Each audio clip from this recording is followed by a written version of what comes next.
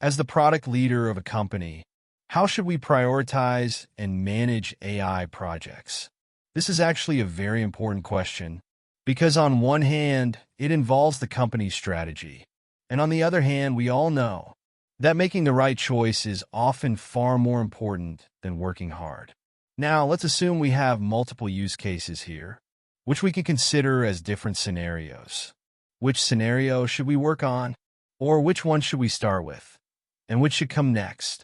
This brings us to the need for prioritization. To better analyze each use case, we usually need to establish some criteria.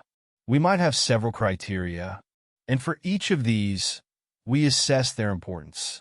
Finally, we can calculate a weighted average score for each use case, and thereby determine the priority order. Following this approach, let's try to fill out this table. The first criterion, and probably the most intuitive, is direct value. This is quite easy to understand, as it refers to the benefits we gain after implementing a scenario. For example, it might bring an additional revenue of 100 million, or generate a net profit of 10 million, or improve operational efficiency by 20%, or help us reduce labor costs by 20%. These are the direct values brought by these use cases. Based on our analysis of these values, we can assign scores to different use cases, such as 9, 7, or 8 out of 10. For this dimension, the weight might be 20%. Now, how do we calculate direct value? This is a challenging task because it requires an understanding of both the business and the technology. Generally, we approach it by defining a requirement or goal based on our current business situation. Using technical means, for instance, aiming for a 10% improvement. We can estimate the value it brings to our company. But then there's another issue. Can our current technology or product achieve this 10% improvement? This introduces another layer of uncertainty. So, we need to combine these uncertainties and come up with an approximate, predictable direct value. I believe this is the first thing we should do for every project. The second dimension to consider is strategic value.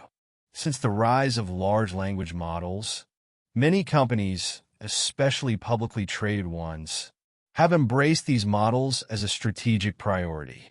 Once something is designated as a strategic value, it means we need to persistently embrace large language models. We must be prepared to take risks. Under such circumstances, we might opt to tackle more challenging tasks that in the long term can bring greater value to the organization. Next, we evaluate the importance of different scenarios based on their strategic value to the company. For example, assigning scores like 6, 7, or 9 out of 10. If our company places significant emphasis on embracing large models, the weight for this criterion may be relatively high.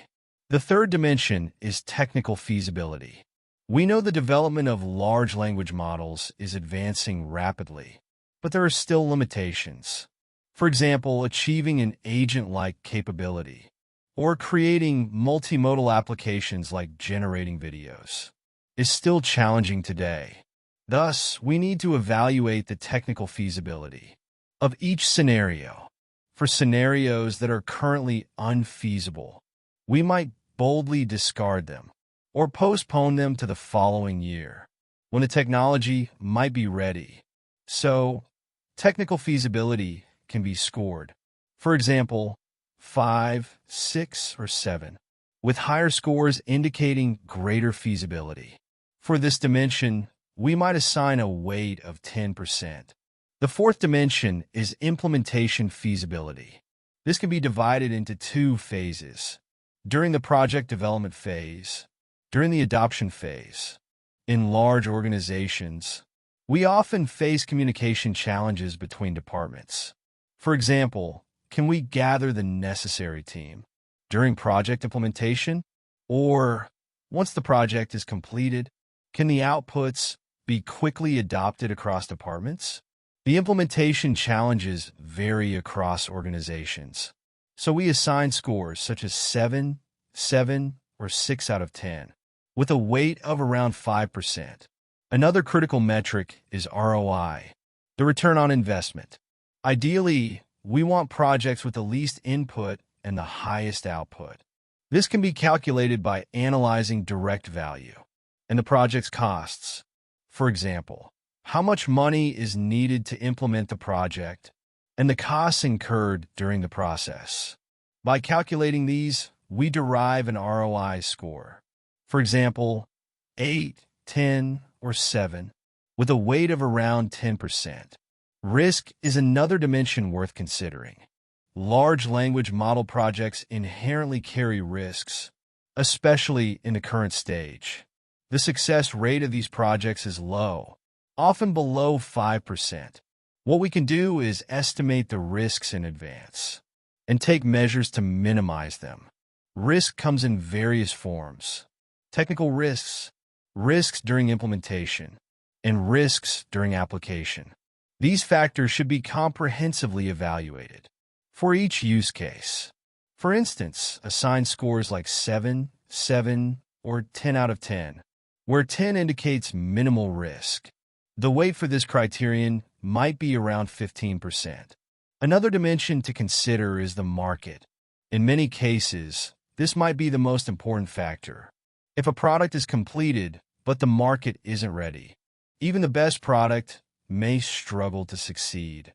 Thus, we need to evaluate whether a product can bring direct value from a market perspective. We also need to predict market trends a year or two ahead. For example, a use case might become highly sought after next year. Based on the market dimension, we can evaluate the importance of different use cases by assigning scores, for example, 8, 7, or 6, with a weight of around 10%. By compiling all this information in a table, we can calculate the final scores for each use case. Using weighted averages, this provides a sound basis for prioritizing projects. Of course, weights can be adjusted at different stages. This is a simple method for managing AI project prioritization. The key lies in designing appropriate criteria. Different companies may prioritize different factors. Some may emphasize strategic value, while others focus on direct revenue. The criteria should be tailored to specific needs. Finally, I want to emphasize that accurate calculations rely on a deep understanding of technology, products, and business. These three aspects are indispensable for success in any endeavor.